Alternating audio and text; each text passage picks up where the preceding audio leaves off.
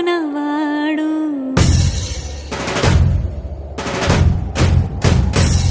విడుముండోడు అని ఊరు వాడ అనుకున్న గాని మహారాజు నాకు నవ్వాడు.